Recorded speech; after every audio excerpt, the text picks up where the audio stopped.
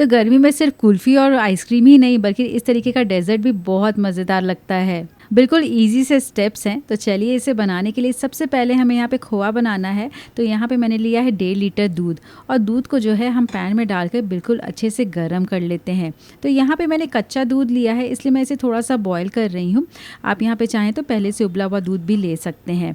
अब जब हम घर में खोआ बनाते हैं ना, तो एक चीज़ का ध्यान रखना होता है कि हमें फुल फैट मिल्क ही लेना है, यानी कि आप बफलो मिल्क यहाँ पे ले सकते हैं जिसमें क्रीम ज़्यादा होता है। और इस दूध से जब आप खोआ बनाएंगे ना, तो ज़्यादा क्वांटिटी में भी बनेगा और काफ़ी रिच और क्रीमी सा लगेगा। तो बिल्कुल यहाँ पे दूध अच्छे से बॉयल हो गया है और इसे अब हमें तब तक कुक करना है जब तक कि दूध जो है पूरी तरीके से गाढ़ा ना हो जाए। तो आपको लग रहा हो कि ये प्रोसेस बहुत लंबा है, पहले दूध को 1 घंटा 2 घंटा पकाओ, उसके बाद हम इस डेज़र्ट को खा सकते हैं। तो ऐसा नहीं है, आप चाहें तो बाज़ार के खोए से भी इसे आप बना सकते हैं, लेकिन घर में बने हुए चीज़ों की बात ही कुछ और होती है। तो यहाँ पे दूध को पकाते हुए 10 से 15 मिनट हो गया है और पहले के कंपैरिजन में दूध थोड़ा सा कम हो गया है। हमेशा जब भी आप पकाएं ना, तो बीच बीच में चलाते हुए तो पकाइए ही, साथ में साइड में जो मलाई स्टिक हो जाती है उसको भी स्क्रैप करते हुए पकाइए, नहीं तो वो जल जाएगी। और अब इस दूध को हमें तब तक पकाना है जब तक ये आधे से भी कम ना हो जाए।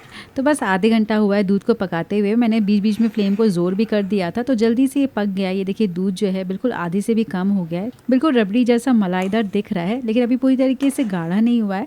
तो बस इस स्टेज पे ना इसमें हम टेस्ट के हिसाब से चीनी डाल देते हैं और चीनी डाल के इसे 10 मिनट के लिए और कुक करेंगे। चीनी की जगह आप चाहें तो यहाँ पे देसी खांड भी डाल सकते हैं। तो जब हम घर में बनाते हैं ना, तो अपने टेस्ट के हिसाब से चीनी की क्वांटिटी को कम ज़्यादा कर सकते हैं। और अगर आपको ये रेसिपी अच्छी लगे तो वीडियो को लाइक और कमेंट ज़रूर कीजिएगा। और अगर आप मेरे चैनल पर नए हैं तो चैनल को ज़रूर सब्सक्राइब कीजिए और बेल आइकन पे ज़रूर क्लिक कीजिएगा, तभी आपको मेरी नई रेसिपीज़ की नोटिफिकेशन सबसे पहले मिलेगी। और ये देखिए 10 मिनट में ही दूध पकाते हुए हमारा बिल्कुल अच्छे से गाढ़ा हो गया, बिल्कुल रबड़ी जैसा दिख रहा है। साइड को एक बार स्क्रैप कर लेते हैं और बिल्कुल थिक हो गया है, तो इसे हमें और कुक नहीं करना है। बस मैं यहाँ पे लास्ट में इसमें थोड़ा सा इलायची पाउडर डाल रही हूँ, जिससे कि टेस्ट बहुत अच्छा आएगा। अब बढ़िया से मिक्स करके इसे 1 मिनट के लिए और कुक कर लेते हैं।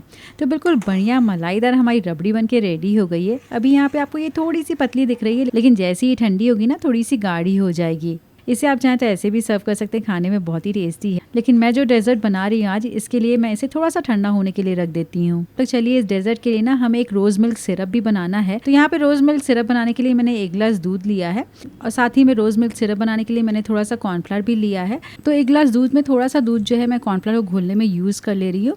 तो लगभग आधा कप दूध जो है मैंने कॉर्नफ्लावर घोलने में यूज़ कर लिया है। तो बिल्कुल बढ़िया से मिक्स हो गया है, गुठलियाँ बिल्कुल भी नहीं है। आगे इसको कैसे यूज़ करना मैं आपको दिखाऊंगी। अब जो बाकी बचा हुआ दूध है इसे हमें कुक करना है। तो लेते हैं पैन और इसमें जो बचा हुआ दूध है ये सारा ऐड कर देंगे और इसे हम लगभग 5 से 7 मिनट के लिए कुक करेंगे। तो ये वाला जो हम मिल्क सिरप बना रहे हैं इसके लिए भी मैंने फुल फैट मिल्क ही लिया है, जिससे कि बहुत ही अच्छा रिच सा टेस्ट आएगा। तो यहाँ पे अब इस दूध को हमें रबड़ी जैसा कुछ भी नहीं पकाना है, बस एक बॉयल आने तक ही इसे हम कुक करेंगे। तो बिल्कुल अच्छे से यहाँ पे देख रहे हैं आप बॉयल आ गया है। तो इसी समय इसमें हम डालते हैं कॉर्नफ्लावर स्लरी। तो हमेशा जब भी हम कॉर्नफ्लावर घोल के पहले रख देते हैं ना, तो वो नीचे बैठ जाता है। तो हमेशा इसे एक बार चला लीजिए, उसके बाद ही दूध के साथ ऐड कीजिएगा। तो बिल्कुल बढ़िया से एक बार कॉर्नफ्लावर चलाने के बाद ना ये सारा स्लरी जो है हम दूध के साथ ऐड कर देते हैं। और जैसे ही आप कॉर्नफ्लावर ऐड करें ना, वैसे ही तुरंत आपको चलाना है, बिल्कुल भी वेट नहीं करना है, नहीं तो गुठलियाँ पड़ जाएंगी। इससे हमारे दूध को ज़्यादा देर पकाने की ज़रूरत नहीं होती है, बहुत ही अच्छी सी थिकनेस भी आती है। अब इस सिरप में मैं पकाते समय चीनी बिल्कुल भी नहीं ऐड करूँगी, और मैंने क्यों नहीं ऐड किया है ये मैं आपको आगे बताती हूँ। तो बस एक बॉयल आ गया है, इसे हम और कुक नहीं करेंगे। इस दूध को भी हम थोड़ा सा ठंडा होने के लिए रखते हैं काउंटर टॉप पे। तो जब तक हमारा दूध हल्का सा ठंडा ना हो जाए ना, इसे हम कंटिन्यूअस चलाते रहेंगे, नहीं तो ऊपर मलाई की एक लेयर जम जाती है, जो कि वो फिर खाने में अच्छी नहीं लगती है। तो बस जैसे ही दूध ठंडा हो जाएगा इसे हम बोल में डालते हैं। और अब इस दूध में हमें रोज़ फ्लेवर देना है, तो यहाँ पे मैं डाल रही हूँ रोज़ सिरप। इसीलिए मैंने पकाते समय इसमें चीनी बिल्कुल भी ऐड नहीं किया था।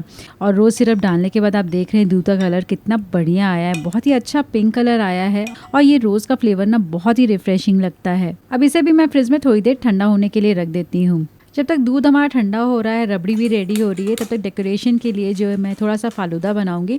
तो यहाँ पे पानी अच्छे से गर्म हो गया है और गर्म पानी में मैं थोड़ा सा वर्मिसेली ऐड कर रही हूँ और बस इसे हम 2 से 3 मिनट के लिए कुक कर लेंगे। तो घर में आप फालूदा वर्मीसेली से बहुत ही ईजी वे में बना सकते हैं, बहुत ही अच्छा सा टेस्ट आता है। और वर्मीसेली को कुक करने में बिल्कुल भी टाइम नहीं लगता है। आप चाहो तो यहाँ पे राइस नूडल्स भी ले सकते हैं, लेकिन मैंने यहाँ पे सूजी वाली वर्मीसेली ली है और बिल्कुल अच्छे से देखिए ये फूल गई है, सॉफ्ट हो गई है।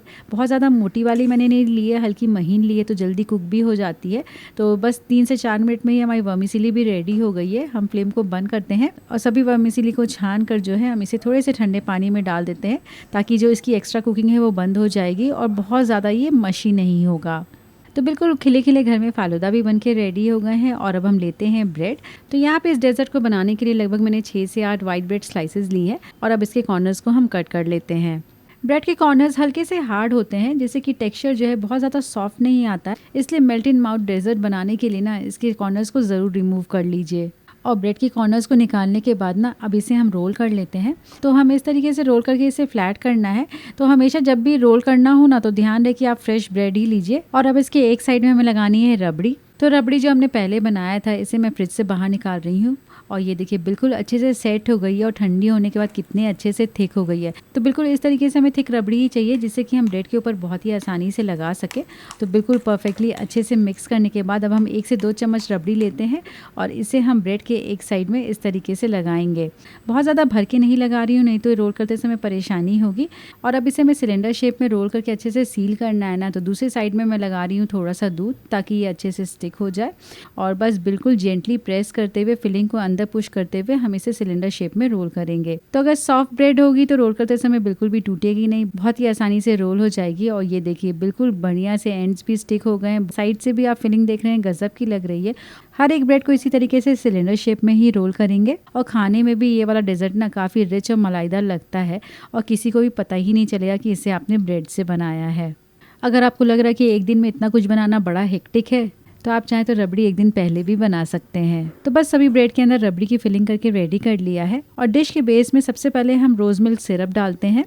तो ये मिल्क सिरप भी अच्छे से ठंडा हो गया है, लगभग आधा कप के करीब मैंने मिल्क सिरप डाला है।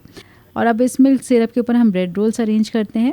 तो इस डिश में एक बार में मैं 4 ब्रेड रोल्स रख रही हूँ। अगर आप बड़ा डिश ले रहे हैं तो एक बार में कई ब्रेड रोल्स भी अरेंज कर सकते हैं। और बस ब्रेड रोल्स के ऊपर हम फिर से डालते हैं अपना रिफ्रेशिंग सा रोज़ मिल्क सिरप और पूरे ब्रेड को जो है इस मिल्क सिरप से हम कवर कर देंगे। तो इस तरीके से जब हम मिल्क सिरप से इसे कवर कर देते हैं ना, तो बिल्कुल भी पता ही नहीं चलता है कि इसे आपने ब्रेड से बनाया है, क्योंकि जब ब्रेड रोज़ सिरप को सोक कर लेती है ना तो काफ़ी खाने में मलाईदार लगती है। तो टॉप से मिल्क सिरप स्प्रेड करने के बाद जो हमने फालूदा बनाया था ना, इसे भी हम ऊपर से डाल देते हैं। कहीं कहीं थोड़ा थोड़ा फालूदा डाल रही हूँ, जिससे कि ये देखने में काफ़ी अच्छा लगेगा। फालूदा आपको जितना ज़्यादा पसंद हो उस हिसाब से ऐड कर सकते हैं। और बस फालूदा डालने के बाद टॉप से हम डेकोरेशन करते हैं। जितना ज़्यादा डेजर्ट को आप अट्रैक्टिव बनाएंगे उतना ही देखने में अच्छा लगेगा और हर किसी का खाने का मन करेगा। तो बस मैंने थोड़े से पिस्ताशियो जो है साइड्स में लगा दिए हैं गार्निशिंग के लिए, और थोड़ा सा मैं ड्राई रोज़ पेटल्स लगा रही हूँ, ये भी मैंने गार्निशिंग के लिए ही यूज़ किया है। डेकोरेशन आपके ऊपर है, आपको जैसे चाहे वैसा आप कर सकते हैं। और इस तरीके से हमारा ये बहुत ही रिफ्रेशिंग ब्रेड रोज़ रबड़ी फालूदा बनके रेडी हो गया है। बहुत ही सॉफ्ट, क्रीमी और रोज़ का बहुत ही बढ़िया सा फ्लेवर है। मीठा खाने का मन हो, कुछ डिफरेंट और इंटरेस्टिंग सा बनाना हो तो ये वाला ब्रेड रोज़ रबड़ी फालूदा आप ज़रूर बनाइएगा। रेसिपी अच्छी लगे तो वीडियो को लाइक और कमेंट ज़रूर कीजिएगा और ऐसी इजी और इंटरेस्टिंग रेसिपीज़ देखने के लिए चैनल को ज़रूर सब्सक्राइब कीजिए। अच्छी बनी है। तो बहुत ही टेस्टी रबड़ी रोज़ मिठाई बनके रेडी हो गई है। और इससे पहले मैंने बहुत सारी मिठाइयाँ बनाई हैं, तो इसकी रेसिपी को यहाँ पे क्लिक करके ज़रूर देखिए। रेसिपी अच्छी लगे तो जल्दी से वीडियो को लाइक कीजिए, कमेंट ज़रूर कीजिएगा और ऐसी इजी और इंटरेस्टिंग रेसिपीज़ देखने के लिए चैनल को ज़रूर सब्सक्राइब कीजिए।